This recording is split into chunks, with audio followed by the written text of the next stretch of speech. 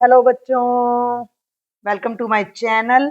बेटा जी, कक्षा 10वीं की हाफ ईयरली परीक्षा आपकी आज हो गई है और इस वीडियो में मैं आप क्लास 10th के स्टूडेंट्स को आपके हाफ ईयरली एग्जाम 2025 के क्वेश्चन पेपर का सॉल्यूशन देने जा रही हूँ। 40 नंबर का आपका पेपर था। 90 मिनट्स यानी 1.5 घंटे का आपको समय मिला था और ये आपकी इंस्ट्रक्शंस थी कि 11 क्वेश्चन एक एक नंबर के और सेक्शन बी में 3 क्वेश्चन 2-2 नंबर के, 3 क्वेश्चन 3-3 नंबर के, 2 प्रश्न 5 नंबर के और 1 प्रश्न केस स्टडी यानी कि 4 नंबर का था। तो जल्दी से अब हम चलते हैं सेक्शन ए के सॉल्यूशन पर। तो देखते हैं बेटा, पहले क्वेश्चन में क्या कहता है। एलसीएम ऑफ 12, 15 एंड 21, 12, 15 और 21 का एलसीएम ज्ञात कीजिए। तो भाई अब हमने कोई मेथड थोड़ी ना देखना है, तो 12, 15 और 21 का एलसीएम आप डायरेक्ट भी ज्ञात कर सकते हो और नहीं तो 12 के टुकड़े ले लो, 2 दूनी 4, ये 12, 15 के टुकड़े ले लो, 3 5 जा 15 और 21 के ले लो, 3 7 21 और एलसीएम में सभी फैक्टर लेने होते हैं अधिकतम बार, तो 2 बार ले लिया, 3 सभी में एक ही बार आया है तो 3 को भी एक बार लेंगे, 5 को भी और 7 को भी। अब मल्टीप्लाई करते समय ना पेयर बना लिया करो। देखो बेटा, 2 5 जा 10, 2 5 10 हो गया, 3 दूनी 6, 6 7 42 और 42 को 10 से करोगे तो आपका उत्तर 420 आएगा। तो ऑप्शन बी करेक्ट है। दूसरे पर आ जाओ। Find the zeros of the polynomial. ये आपको बहुपद दे रखा है और आपको इसके शून्यक ज्ञात करने हैं। बहुत ही आसान सा है। इसके मध्य पद को तोड़ दीजिए। तो ये आपका आ गया, यहाँ पर करा देती हूँ मैं। x की 2 जमा 7x जमा 10, बीच में 7 है तो 5 और 2 7 और 5 दूनी 10, तो इसको करोगे 5x जमा 2x जमा 10। x कॉमन ले लो तो ये हो गया x जमा 5 और 2 कॉमन ले लो तो फिर से हो गया x जमा 5 और x जमा 5 को कॉमन ले लो तो यहाँ x बच जाएगा और यहाँ 2 यानी x प्लस 5 और x प्लस 2 इसके टुकड़े हो जाएंगे। एक बार x प्लस 5 को 0 रखो तो x की वैल्यू -5 आएगी और x प्लस 2 को 0 रखोगे तो -2, तो -5 और -2, तो ये आपका ऑप्शन डी करेक्ट हो जाएगा। तीसरे क्वेश्चन पर आ जाइए। Solve the pair of linear equations. ये दोनों लीनियर इक्वेशन शायद पहला ही क्वेश्चन है एक्सरसाइज का, बहुत ही आसान है। इसे हम एलिमिनेशन मेथड से कर देंगे। x प्लस वाई 14 है और बेटा जी x माइनस वाई 4 है। ऐड कर दो तो y से y कट गया, x और x 2x बराबर है 18। x को दूसरी तरफ ले जाओ तो x की वैल्यू 18/2, 2 नीम 18 यानी x की वैल्यू 9 आ गई और x की वैल्यू 9 केवल इसमें आ रही है। इस वैल्यू को जब आप यहाँ वापस रखोगे तो y 5 आ जाएगा, तो ऑप्शन ए करेक्ट है। चौथे पर वैसे भी आप टैली कर सकते हो, इसको सॉल्यूशन करने की भी जरूरत नहीं थी। चलो सुनो, एक बात और बताऊं मैं। इस क्वेश्चन को सॉल्व करने की भी जरूरत नहीं थी। ऐसे दो नंबर जिनको जोड़ो तो 14 आ जाए, घटाओ तो 4 आ जाए, तो 9 और 5 14 और 9 में से 5 गए 4, तो अपने आप भी दिख रहा था। कई बार सॉल्यूशन करना ही नहीं पड़ता। फोर्थ पे आ जाओ। Which of the following are is a quadratic equation. निम्नलिखित में कौन सा समीकरण द्विघात है। उसके लिए आपको दोनों तरफ हल करना पड़ेगा। मैं आपको मोटा मोटा आइडिया दे रही हूँ। देखो, इधर एक्स स्क्वेयर जमा 3x जमा 1 है और जब तुम इस राइट साइड को खोलोगे तो ये x की 2 जमा 4 घटा 4x बनेगा और x की 2 से x की 2 कट जाएगा, तो ये तो द्विघात बनेगा नहीं। ऐसे ही यहाँ पर जब x को x से गुणा करोगे तो x की 2 आएगा, यहाँ x को x से करोगे तो x की 2 आएगा और ये दोनों भी कट जाएंगे, तो ये भी द्विघात समीकरण नहीं है। ठीक है। और यहाँ अगर देखोगे लेफ्ट साइड में तो x की घात 3 आएगी और यहाँ 2x को x स्क्वायर से करोगे तो 2x की 3 आएगी। दोनों को आपस में घटाओगे तो 2x की 3 में से x की 3 घटाओगे तो x की 3 बचेगा, तो ये भी द्विघात नहीं है, तो ऑप्शन सी बच जाता है। आप इसको चाहो तो करके भी देख सकते हो कि एक्स स्क्वायर माइनस 2x बराबर है माइनस का 6 जमा 2x। दिख रहा है ना, x की 2 बच रहा है ना। पूरा सॉल्व नहीं करना, सिर्फ चेक करना है कि कौन सा द्विघात है। अब आ जाओ क्वेश्चन नंबर 5 पर। The mean of first 10 natural numbers, प्रथम 10 प्राकृत संख्याओं का माध्य। पहली 10 प्राकृत संख्याओं को जोड़कर 10 से भाग कर दो। अब पहली 10 प्राकृत संख्याओं को जोड़ना, इसके लिए अगर हम एपी का यूज करें तो ज्यादा बढ़िया हो जाएगा कि पहली n प्राकृत संख्याओं का जोड़ होता है n इंटू n प्लस 1/2, यानी कि अगर मैं 1 से लेकर यहाँ कर देती हूँ 10 तक की संख्याओं को जोड़ती हूँ तो मेरा उत्तर आएगा 10 गुणा 11/2, 2 पंजे 10, यानी कि 55। ये तो मेरा जोड़ आएगा, ठीक है। और अब मुझे निकालना है, मैं करवा रही हूँ प्रश्न संख्या 5, ठीक है। अब मुझे निकालना है भाई माध्य। तो मेरा जो माध्य है वो क्या होता है, आंकड़ों का योग, यानी 55 बटे आंकड़ों की संख्या, जो कि 5.5। ऑप्शन डी आ जाएगा। आपको ये फॉर्मूला याद ना हो, जिन बच्चों को ये फॉर्मूला याद ना हो तो वो बच्चे डायरेक्ट जोड़ भी सकते हैं, ज्यादा देर नहीं लगेगी। छठे पर आ जाओ। Find the mid point of these 2 points, इन दोनों बिंदुओं को मिलाने वाली रेखा का मध्य बिंदु निकालो। बिल्कुल आसान है। छठे का सॉल्यूशन अगर मैं यहाँ करूं तो मध्य बिंदु क्या होता है, x1 प्लस x2/2 और y1 प्लस y2/2। तो x1 है 2 जमा 0/2 और 4 घटा 2/2। सोल्व कर लो। 2 में 0 जोड़ोगे 2 और 2 को 2 से भाग करोगे 1 आएगा। 4 में से 2 गया 2 और 2 को 2 से भाग करोगे 1, तो 1 और 1 करेक्ट आंसर, यानी ऑप्शन बी। सभी वर्ग सर्वांग सम होते हैं या समरूप, ऑल स्क्वायर्स आर सिमिलर, समरूप होते हैं, तो आपने यहाँ पर समरूप या सिमिलर लिख देना। सर्वांग सम नहीं होते, सभी वर्ग बराबर थोड़ी होते हैं साइज में। अब आ जाओ प्रश्न संख्या 8 पर। In the quadratic equation ax² plus bx plus c is equal to 0, अगर b² माइनस 4ac 0 है तो रूट्स कैसे होंगे। इस समीकरण में यदि ये जो है विविक्तर यानी डिस्क्रिमिनेंट 0 है तो मूल क्या होते हैं, तो जब भी डिस्क्रिमिनेंट 0 हो तो मूल बराबर होते हैं। 9वें पर आ जाओ। दी गई आकृति में ये जो DE है ये BC के समानांतर है। AE का मतलब ये इतनी 1.2 है। EC 3.6, EC का मतलब ये 3.6 सेंटीमीटर है। बीडी, बीडी है भाई नीचे वाला, ये बीडी हमारा 3 सेंटीमीटर है, तो हमने एडी निकालना है, तो ये मेरा एडी है जो मैंने निकालना है। थेल्स थ्योरम लगा दो, है थेल्स थ्योरम लगा दो। क्या कहती है थेल्स की थ्योरम, कि त्रिभुज की एक भुजा के समानांतर खींची गई रेखा अन्य दो भुजाओं को समान अनुपात में बांटती है, ठीक है। तो इसके लिए अब आप ये देखो कि DE BC के समानांतर है, तो कौन सा अनुपात बराबर है, तो AD by BD is equal to AE by EC। AD पता नहीं है, ये 3 है, इज इक्वल टू 1.2 बाई 3.6। दोनों में एक एक अंक डेसिमल है, तो इसको 12/36 कर सकते हो। 12 एकम 12, 12 तिये 36। AD बाई, दोनों के अंदर दशमलव के बाद एक ही डिजिट है तो उसको हम डिलीट कर सकते हैं। 3, अब ये 3 को उधर ले जाए, दोनों तरफ 3 से 3 कट गया, तो AD की वैल्यू 1 सेंटीमीटर आ जाएगी। तो ये आपका आंसर हो जाएगा। आगे चलते हैं। ये इसी को इंग्लिश में दे रखा है, इसका सॉल्यूशन मैंने यहाँ पर कर दिया है। ये था क्वेश्चन नंबर 9। अब आ जाओ क्वेश्चन नंबर 10 पर। Find the distance between these 2 points. तो दूरी सूत्र हम सबको पता है, पी क्या होता है x2 माइनस x1 का square plus y2 minus y1 square का अंडर रूट। अब ये x1 है, ये y1 है, ये x2 है और ये y2 है।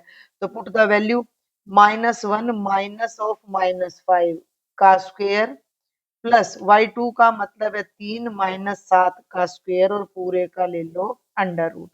देखो भाई -1 और +5 का स्क्वायर और 3 में से 7 गया तो -4 का स्क्वायर। अब 5 में से ये 5 में से 1 गया 4 का स्क्वायर और -4 का स्क्वायर हो गया 16, 4 का हो गया 16 जमा 16 32। 32 को मैं लिख सकती हूँ 16 दूनी 32, 16 का वर्गमूल 4, 4√2। ये हमारा आंसर आ जाएगा।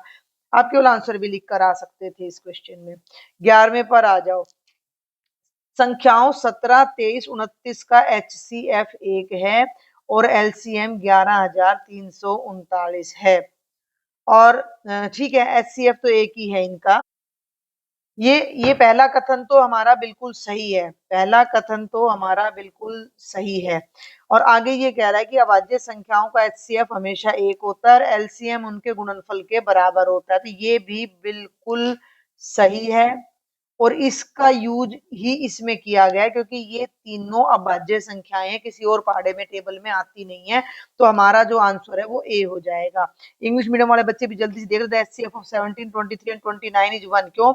ये तीनों प्राइम नंबर है, तो प्राइम का जो HCF है वो ऑलवेज 1 होता है। They are divisible by 1 only and their LCM is this, क्योंकि LCM उनकी प्रोडक्ट होता है। और यहाँ ये बता रहे कि the HCF of prime numbers is always 1 and their LCM is their product, तो ये भी ट्रू है, ये भी ट्रू है और इसका यूज इसमें किया गया, तो ऑप्शन ए करेक्ट है। तो बच्चों ये था कंप्लीट सेक्शन ए। अब आ जाओ सेक्शन बी पर। एक क्वेश्चन नंबर 12, एक द्विघात बहुपद ज्ञात कीजिए जिसके शून्यकों का योग -3 और गुणनफल 2 है। Find a quadratic polynomial whose sum and product of zeros are -3 and -2। तो सम ऑफ जीरोज -3 है, प्रोडक्ट 2 है और एक बहुपद ज्ञात करना है। तो एक, वैसे तो देखो बहुपद का हमारा फॉर्मूला होता है k into x square minus S x plus P, और जैसे जैसे के चेंज होता रहता है वैसे वैसे बहुत सारे बहुपद हमें मिलते रहते हैं, लेकिन हमने एक ही बहुपद निकालना है तो हम केवल एक इसी से काम चला सकते हैं। ठीक है, तो ये हो जाएगा एक्स स्क्वेयर माइनस एस की वैल्यू -3 है तो डबल माइनस और पी की जगह 2, माइनस माइनस प्लस हो गया, x square plus 3x plus 2 हमारा आंसर आ जाएगा। थोड़ा इसको डिटेल में आप लिख सकते हो। अब चलिए 13वें पर। एपी 3, 8, 13, 253 में अंतिम पद से 20वां पद ज्ञात कीजिए, यानी पीछे से 20वां लेना है।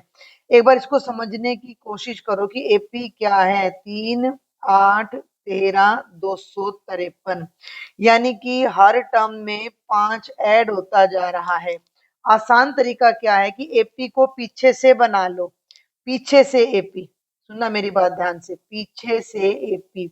जब हम आगे से जा रहे हैं तो हमारी एपी में 5-5 बढ़ रहा है, तो जब हम पीछे से आएंगे तो 5-5 घट जाएगा। 253 में से 5 घटाओ तो 248, उसमें से 5 घटाओ तो 243, और ये 8 और ये 3 आ गया। अब इस एपी में पहला पद हो गया 253 डी, यानी कि जो सार्व अंतर है वो हो गया A2 माइनस A1।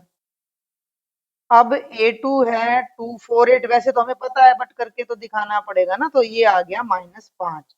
अब पीछे से 20वां पद है, अब हमने एपी को ही पीछे से कर दिया तो 20वां पद an का फॉर्मूला होता है a plus n minus 1 into d. मैं आपको ना शॉर्टकट में भी करा सकती, पर मैं चाहती हूँ कि जितना ज्यादा मैं डिटेल में आपको बता सकूं उतना आपका रिवीजन होगा। तो a प्लस 19d।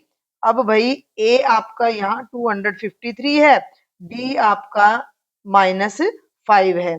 ठीक है, आप इसको बल्कि यहाँ ऐसे लिख लो, d is equal to -5, put the value and solve. तो यहाँ रख दो 253 जमा 19 घटा 5, बच्चे ये हो गया 253 घटा 95, 13 में से 5 गए 8, 14 में से 9 गए 5 और 158 आ गया।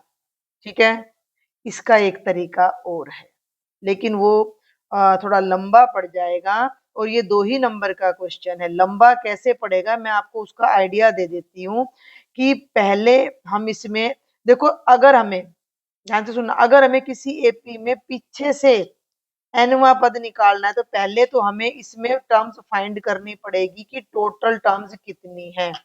ठीक है, यानी कि मैं an को 253 रखूंगी और मैं ये पता लगाऊंगी कि इसमें कितने टर्म्स हैं, और फिर r को मैं 20 लूंगी और n माइनस r प्लस 1 करके जो मेरा आंसर आएगा वो आगे से, अब मैं बहुत डिटेल में नहीं जाऊंगी, डिटेल अगर आपको देखनी है तो मेरे चैनल पर एपी का पूरा प्लेलिस्ट अवेलेबल है, आप वहां से देख सकते हो कि जो टर्म पीछे से rth टर्म है वो टर्म आगे से n minus r plus 1th term होती है।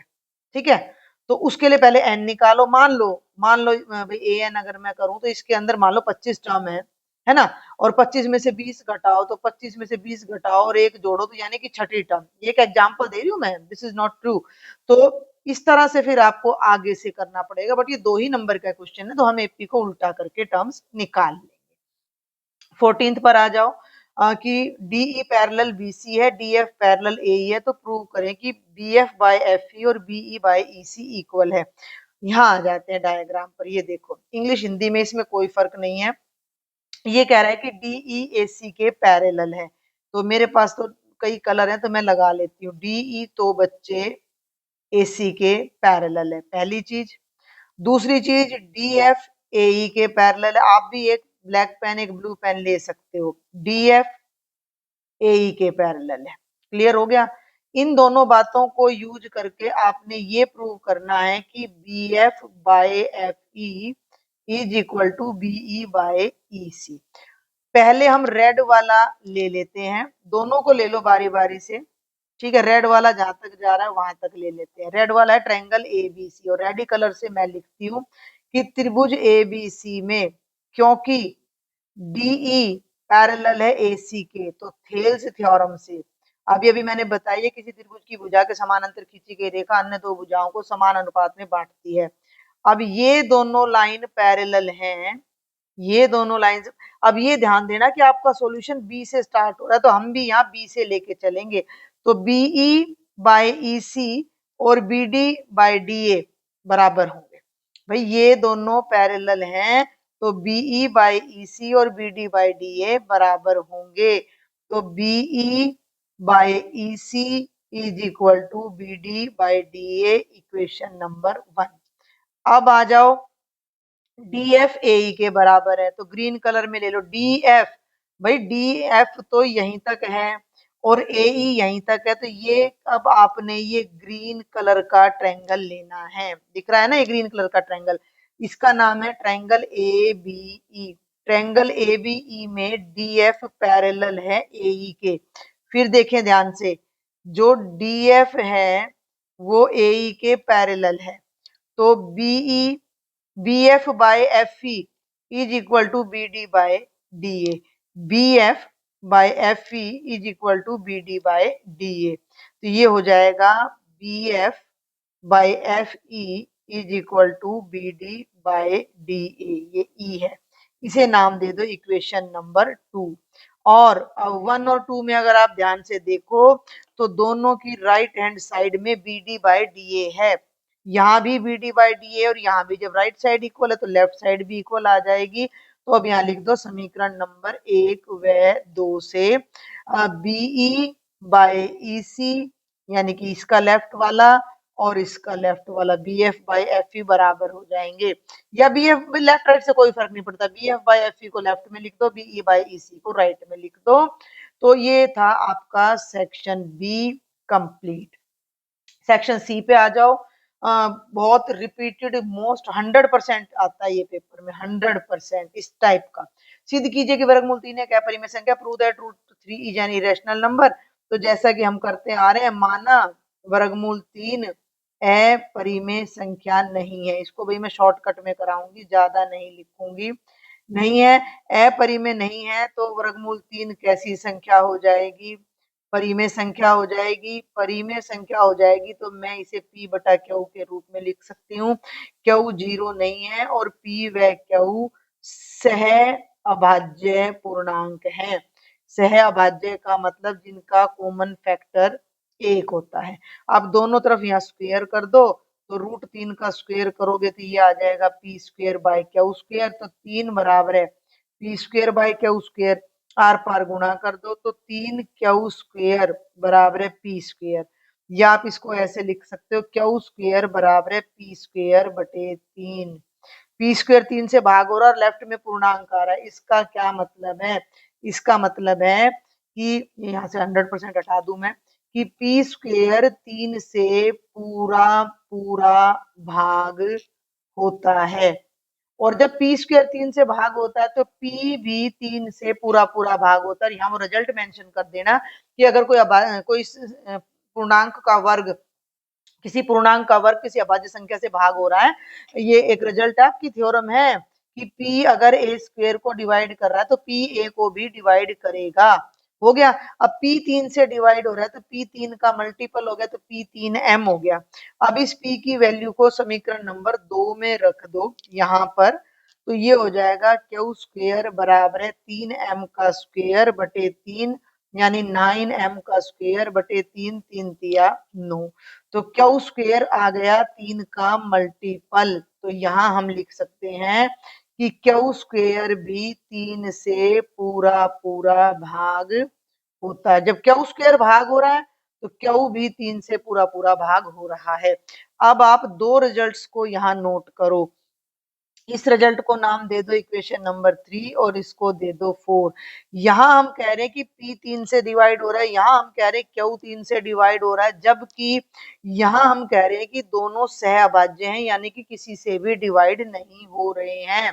तो समीकरण नंबर 3 व 4 से P व Q का साझा, काफी लिख दिया है मैंने वैसे इसमें पूरा ही लगभग, साझा गुणनखंड 3 है, यानी कि दोनों 3 से भाग हो गए, जो कि समीकरण 1 को कॉन्ट्राडिक्ट करता है, जो कि नंबर 1 का इतना ही लिखना बहुत रहता है, क्योंकि नंबर 1 में हम बता चुके हैं कि भैया ये दोनों 1 से भाग हो रहे हैं, और यहाँ हम कह रहे हैं कि दोनों 3 से भाग हो रहे हैं, तो जो कहीं ना कहीं तो गड़बड़ हो रही है, और वो गड़बड़ कहाँ हो रही है कि हमारी कल्पना गलत है। तो यहाँ लिख देंगे इसका मतलब हमारी कल्पना, आवर अजम्पशन इज रोंग, हमारी कल्पना गलत है, अतः वर्गमूल 3 कैसी संख्या है। क्योंकि वो कल्पना हमने क्या कर ली कि भैया मान लो कि ये अपरिमेय नहीं है, या हम कल्पना कर गए कि भैया ये अपरिमेय नहीं है, जो कि गलत था। आगे बढ़ते हैं, 16वें पर आ जाओ। निर्देशांक ए और बी को मिलाने वाले रेखाखंड को एक्स अक्ष किस अनुपात में विभाजित करता है, विभाजन बिंदु के निर्देशांक। Find the ratio in which x axis divide these two points. तो मैं इस क्वेश्चन को करने के लिए सभी बच्चों को कहती हूँ कि भैया एक छोटा सा डायग्राम बना लिया करो। यहाँ ए लिख लो, ए पर लिख लो 1 और -5, टीचर को भी आसानी हो जाती है और आपको भी आसानी हो जाती है। दूसरा पॉइंट का नाम ले दो बी, दे ही रखा है उसने, ले क्या लो -4, 5, और इसके बीच में कहीं कोई पॉइंट कहीं पर है, मान लो सी। अब ये सी बिंदु ना एक्स अक्ष पर है, तो ये बात आपको लिखना पड़ेगी कि माना एक्स अक्ष पर स्थित बिंदु सी, और क्योंकि बिंदु सी एक्स अक्ष पर है तो उसके निर्देशांक x, 0 होंगे।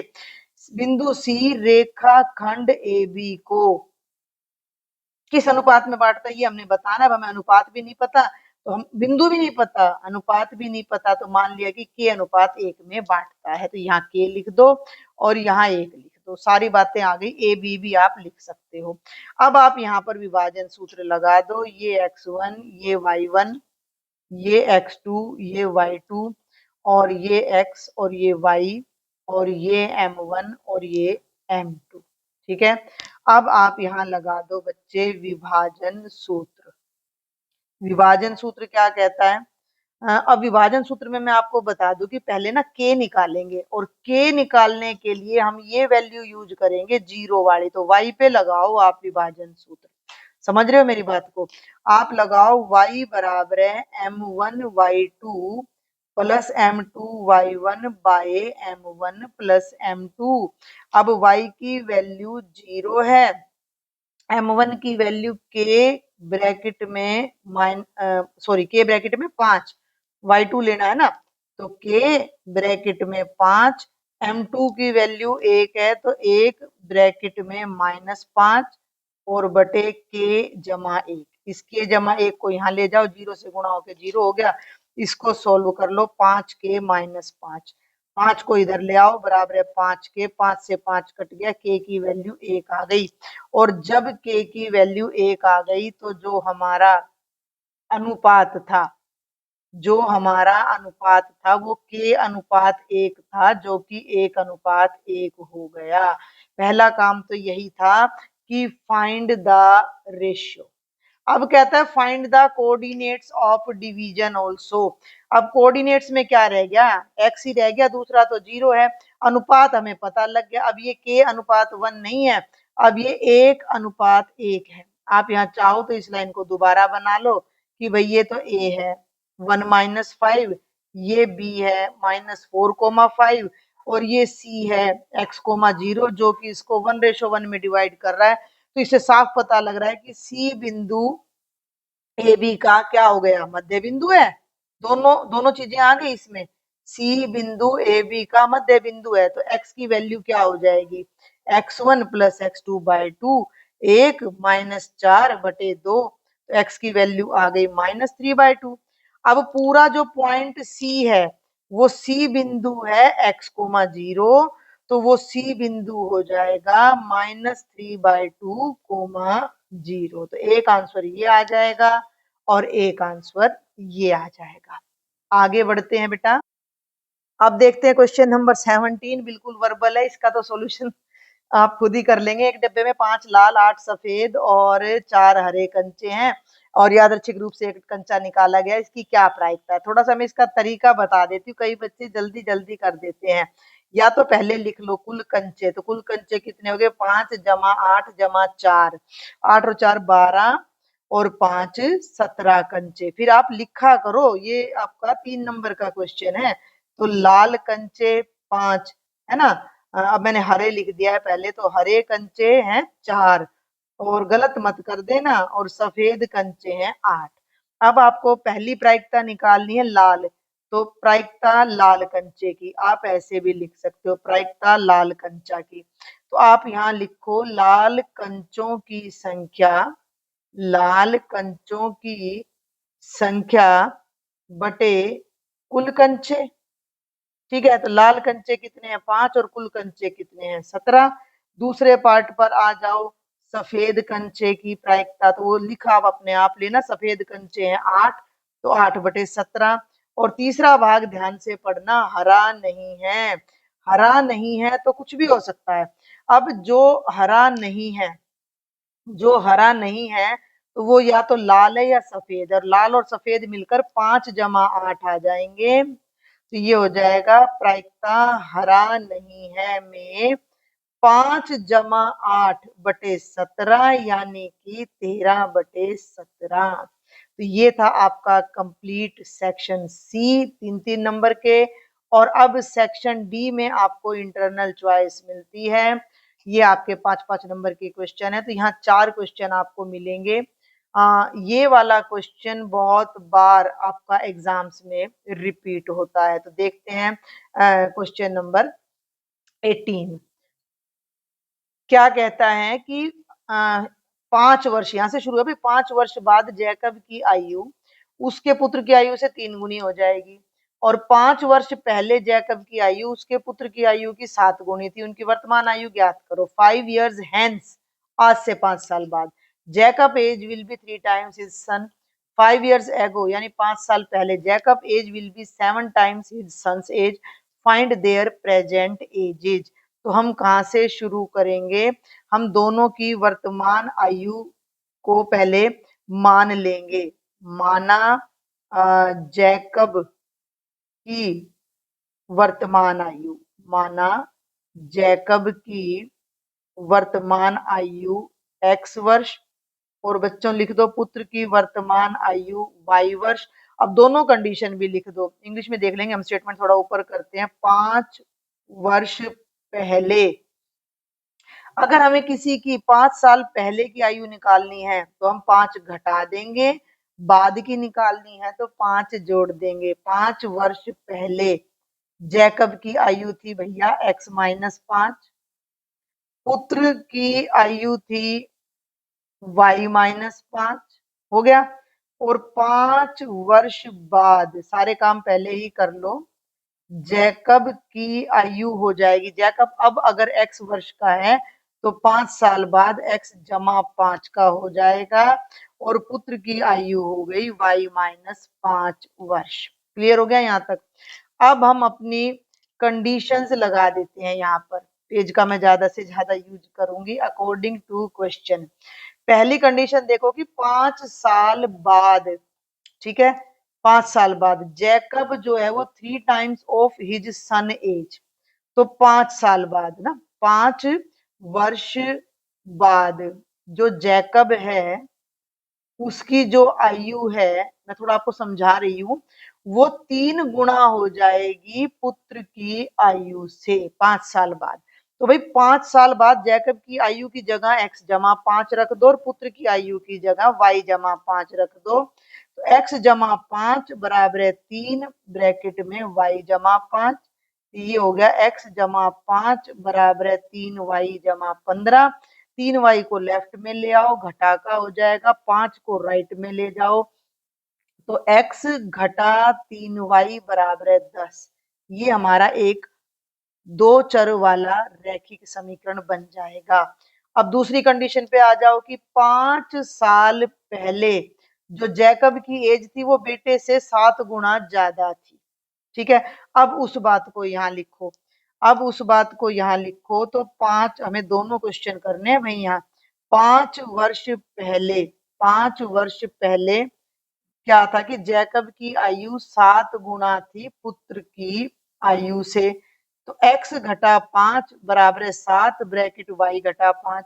x घटा 5 बराबर है 7y घटा 35, ठीक है। 7y को इधर ले आओ और 5 को उधर ले जाओ, तो घटा का 35 जमा का 5 जो कि हो गया घटा का 30। तो x घटा 7y बराबर है घटा का 30 आ गया। ये बन गया समीकरण नंबर 2। इसे हम थोड़ा छोटा कर लेते हैं। अब इन दोनों समीकरणों को मैं यहाँ पर हल कर देती हूँ, समीकरण 1 और समीकरण 2 को।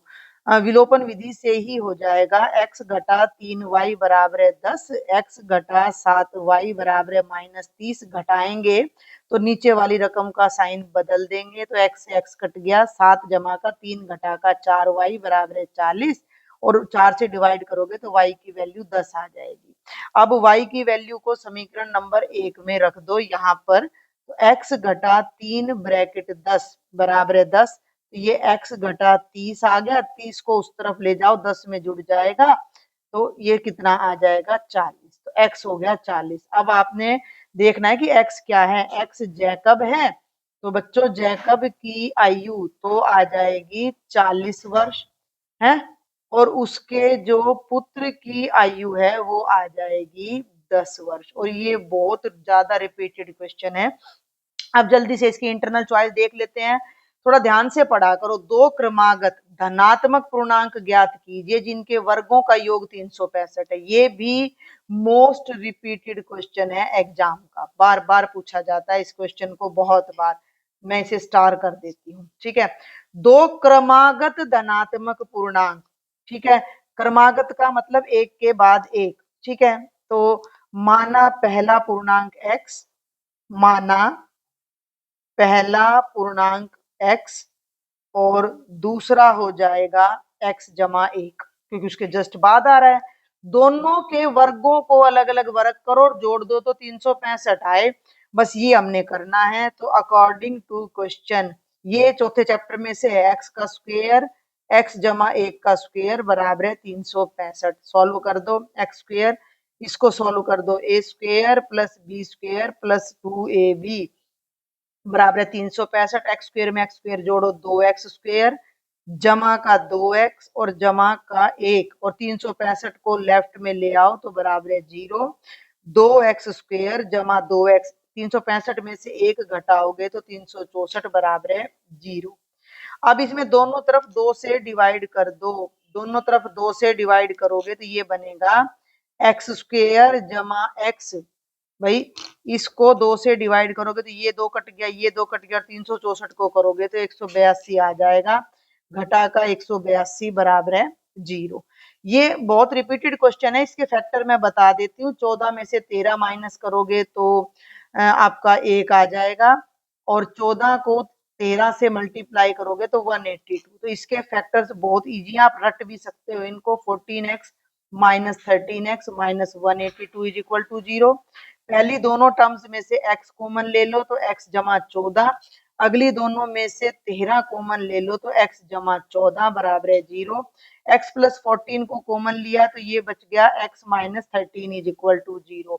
एक बार इसको 0 रखेंगे और एक बार इसको, यहाँ से x की वैल्यू माइनस 14 आएगी और यहाँ से x की वैल्यू 13। अब आपने इस बात पर ध्यान देना है कि हमारा जो आंसर है वो पॉजिटिव इंटीजर है।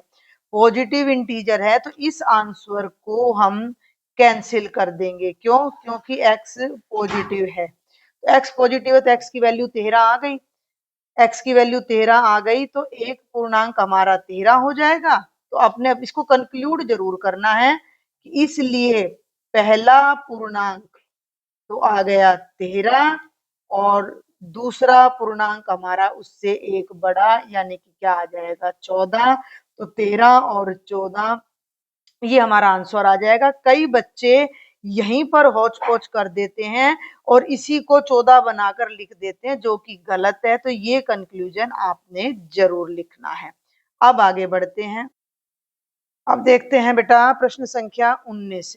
ये शायद मैंने सैंपल पेपर में भी आपको दे रखा था कि इस बंटन में मोहल्ले के बच्चों का दैनिक जेब खर्च है, माध्य खर्च रुपए 18 है। इस लाइन को पढ़ना और इंग्लिश में देखो the mean pocket allowance is 18, यानी माध्य दे रखा है, फिर निकालना क्या है। लुप्त बारंबारता एफ ज्ञात कीजिए। ये बारंबारता में यहाँ एफ है जो कि आपने निकालना है। ठीक है, तो इस क्वेश्चन को देखते हैं। पहले यही सेम इंग्लिश मीडियम में है। तो सबसे पहले तो बारंबारता को हम नाम दे देते हैं F5, इसी में करवा दूंगी मैं क्वेश्चन। और यहाँ पर हम एक कॉलम अलग से बनाते थे बेटा, जिसे डायरेक्ट मेथड से करा रही हूँ, जिसे बोलते हैं क्लास मार्क यानी XI। क्लास मार्क में क्या होता है, 11 से 13 का मध्य बिंदु निकाल लो तो 12, फिर 13 से 15 का अब एक बात का ध्यान रखना कि इनमें दो दो का फर्क है। 11 से 13 में 2 का फर्क है, तो यहाँ भी दो दो का फर्क आ जाएगा। 12 और 2 14, 16, 18, 20, 22 और 24। ये आ गया आपका XI। ये XI आ गया, ये FI आ गया। डायरेक्ट मेथड में हम FI XI को मल्टीप्लाई कर देते हैं। तो अब आप यहाँ फटाफट मल्टीप्लाई कर दो कि 12 सत्ते 84, 14 छिक फिर 84, 16 निम्मा 144, 18 और 13 की गुना करो, 18 तिये 54, 5 18 एकम 18 और 5 23। अब ये ध्यान देना कि F को 20 से मल्टीप्लाई करोगे तो 20F आएगा। 22 पंजे 110 और 24 चौको 96। ठीक है, अब आपने क्या करना है, फ्रीक्वेंसी को जोड़ना है, सिग्मा FI को ऐड करना है। अब ऐड करते टाइम आपने एक बात का ध्यान रखना है कि F नहीं लेना आपने। आपने कैसे जोड़ना है, इन चारों को और इन दोनों को जोड़ना है। 7 और 6 13, 7 + 6 13, 13 और 13 26, 26 और 9 35 और 5 40 और 4 44 जमा F। कई बच्चे तो इसको याद भी कर लेते हैं, इतना रिपीटेड क्वेश्चन है। और अब हम यहाँ लेंगे सिग्मा FI XI, इनका जोड़। ठीक है, इसमें भी बच्चे आपने इस 20F को नहीं जोड़ना है, इन चारों को अलग और इन दोनों को अलग, मतलब सारों को पहले जोड़ लो। तो मैं जोड़ती हूँ, यहाँ पर देखो 4 और 4 8 और 4 12 और 4 16, 16 और 6 22, 2 8 और 8 16 और 2 18 और 4 22 और 3 25 और 1 26 और 9 35 का 5 3 और 1 4 और 2 6 और 1 7, 752 जमा 20F आ गया। अब आप यहाँ पर क्योंकि हमें माध्य पता है तो हम यहाँ पर माध्य का फॉर्मूला लगा देते हैं और अपना क्वेश्चन सॉल्व करते हैं। माध्य होता है sigma FI XI by sigma FI। माध्य 18 दे रखा है तो माध्य की जगह 18 रख दो, यहाँ रख दो 752 जमा 20F, नीचे लिख दो 44 जमा F, क्रॉस मल्टीप्लाई कर दो। 18 के ब्रैकेट में 44 जमा F बराबर है 752 जमा 20F, ब्रैकेट खोल दो। 18 चौक 72, 18 चौक 72 और 7 79, 792 जमा 18F बराबर है 752 प्लस 20F। 752 को इधर ले आओ, 792 घटा 752 बराबर है 20F माइनस 18F। ये हो गया बच्चों 40 और 20 में से 18 गए 2F, दोनों तरफ 2 से डिवाइड कर दो। थोड़ा चलो मैं बाद में करती हूँ डिवाइड। डिवाइड करोगे तो f की वैल्यू कितनी आ जाएगी, 20 आ जाएगी और ये आपका आंसर आ जाएगा। तो बहुत ही सिंपल सा क्वेश्चन था।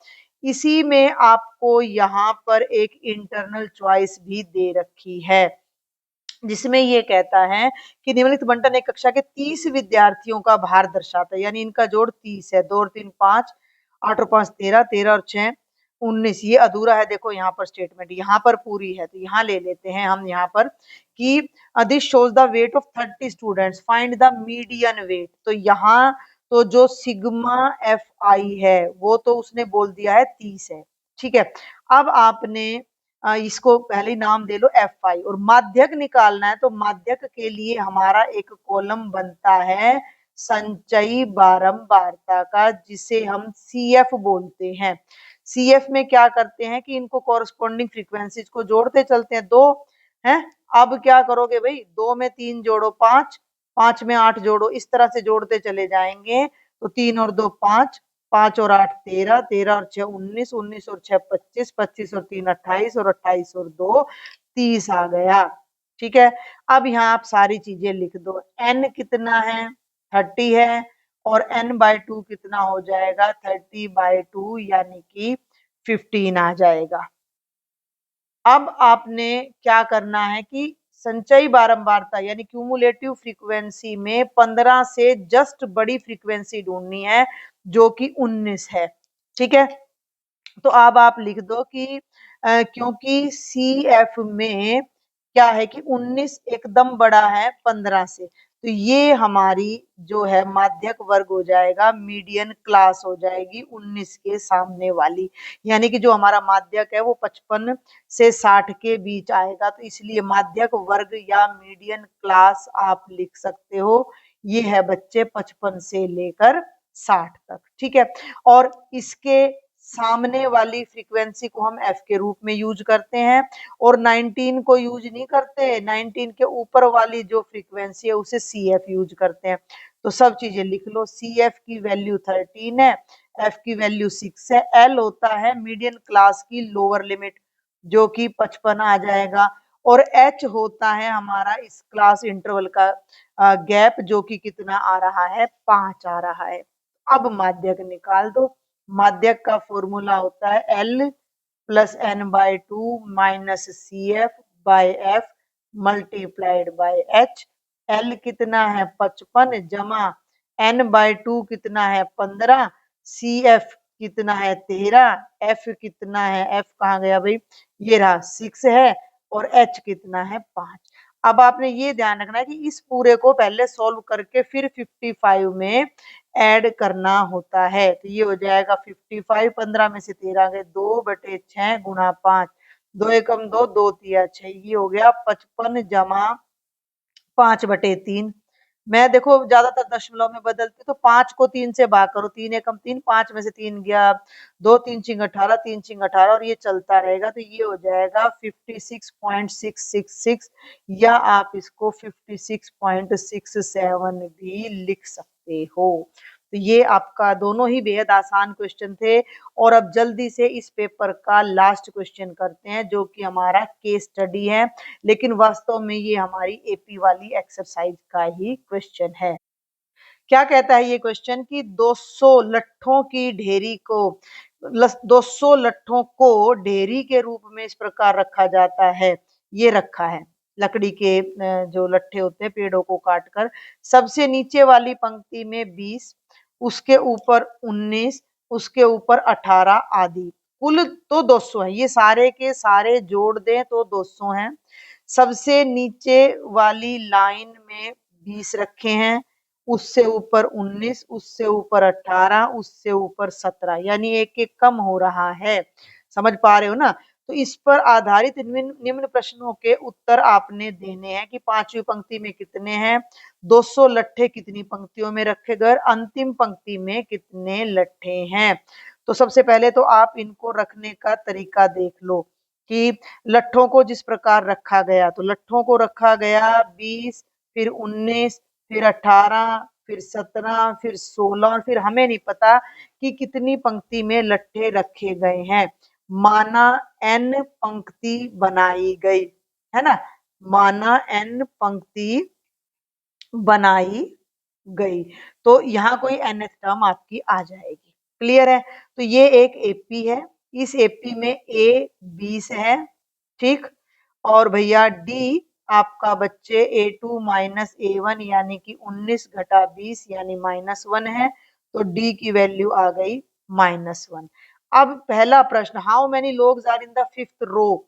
पांचवी रो का मतलब पांचवी टर्म आपने निकालनी। वो तो वैसे तो देखो मैंने निकाल ही रखी है, 16 आ रहा है, लेकिन आप तरीके से करोगे तो पहला आ जाएगा पांचवी टर्म का मतलब A5। A5 का मतलब A5 का मतलब A जमा 4D 20 जमा 4 ब्रैकेट -1 20 घटा 4 यानी 16।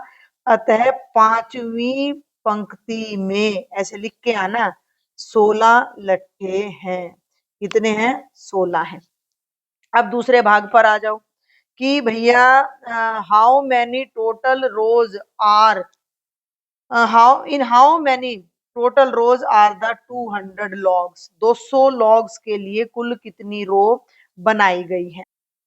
अब इस सेकंड पार्ट को देखो, इसके 2 नंबर है। इसको करने के लिए हमें एसएन का यूज करना पड़ेगा। क्यों? क्योंकि इसका जमा इसका इन सब का जो सम है वो 200 आ रहा है और हमें ये नहीं पता कि कितनी टर्म्स तक है। तो हमने मान लिया कि an टर्म्स तक है, तो एसएन आ गया 200। तो एसएन का फॉर्मूला होता है n/2 2a plus n minus 1 into D. इस 2 को तो पहले ही राइट साइड में ले जाओ। तो n 2a का मतलब a 20 है तो 2a हो गया 40 n माइनस 1 डी की वैल्यू -1 ब्रैकेट बंद और ये 2 इधर जाकर 200 गुणा 2 यानी 400 बन गया। अब इसको सॉल्व कर लो। n ब्रैकेट में 40 माइनस n प्लस 1 बराबर है 400 और 40 और 1 41 हो गया। तो 41 minus n is equal to 400। 41 n minus n square बराबर है 400। सबको राइट में ले जाओ। n square minus 41 n plus 400। ठीक है, स्पेस है हमारे पास तो हम इसे ऐसे लिख लेते हैं n square minus 41 n plus 400 is equal to 0। ये हमारा समीकरण बन गया। इसको यहीं पर अगर मैं हल करूं तो इसके जो टुकड़े हैं हम जोड़ें या घटाएं तो 41 आना चाहिए और गुणा करें तो 400 आना चाहिए। तो बच्चे इसके टुकड़े बन जाएंगे 16 और 25। ठीक है, तो ये हो जाएगा n square minus 16n minus 25n plus 400 is equal to 0। n into n minus 16 25 into n minus 16 जोड़े पेयर बना लो। n माइनस 16 into n minus 25 is equal to 0। तो n या तो 16 आएगा या 25। अब ये कहता है कि या तो 16 लाइन बनेगी या 25। 25 लाइनें क्या बन पाएंगी? अगर मैं 25वीं टर्म निकालूं आपको, अगर मैं यहाँ अलग से 25वीं टर्म में कितने लट्ठे आएंगे तो 25वीं टर्म में a जमा 24 डी आएंगे यानी कि 20 जमा 24 ब्रैकेट -1 यानी कि 20 माइनस 24 यानी कि -4 लट्ठे। अब -4 लट्ठे क्या किसी लाइन में रखे जा सकते हैं? नहीं रखे जा सकते। तो 25 हमारा उत्तर नहीं आएगा। तो 16 लाइनों में वो सारे लट्ठे रखे जाएंगे। तो 16 पंक्ति हमारी बनकर तैयार हो जाएंगी। ये दूसरे पार्ट का, आपको इसे सॉल्व करना था। लास्ट आ जाएगा how many logs are in the row. कौन सी रो में भाई? ये रहा। अंतिम पंक्ति में कुल कितने लट्ठे हैं? इन द यहाँ आना चाहिए लास्ट रो। तो अंतिम पंक्ति कौन सी है? 16वीं पंक्ति। 16वीं पंक्ति है तो हमें 16वां पद निकालना है। तो तीसरे भाग पर आ जाओ। A16 का मतलब a जमा 15d। वीडियो को बीच में 1 सेकंड रोक कर मैं कहना चाहूंगी कि जिन बच्चों ने चैनल को अभी तक सब्सक्राइब नहीं किया जल्दी कर ले ताकि आपको अपने फाइनल ईयर की प्रिपरेशन में भी मदद मिले और ज्यादा से ज्यादा अपने दोस्तों को शेयर करें। टेलीग्राम पर मैंने आप बच्चों के लिए ग्रुप बना रखा है, वहां ज्वाइन करके आप अपने डाउट्स मुझे शेयर कर सकते हो।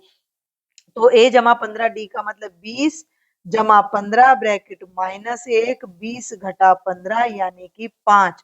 तो अंतिम पंक्ति में 5 लट्ठे लट्ठे रखे जाएंगे। अंतिम पंक्ति में 5 लट्ठे होंगे। तो ये हमारा लास्ट आंसर आ जाएगा। और बेटा ये था आपका कंप्लीट हाफ ईयरली पेपर का सॉल्यूशन। ज्यादा से ज्यादा बच्चों तक जरूर पहुंचाएं और सब्सक्राइब भी जरूर करें। Thank you.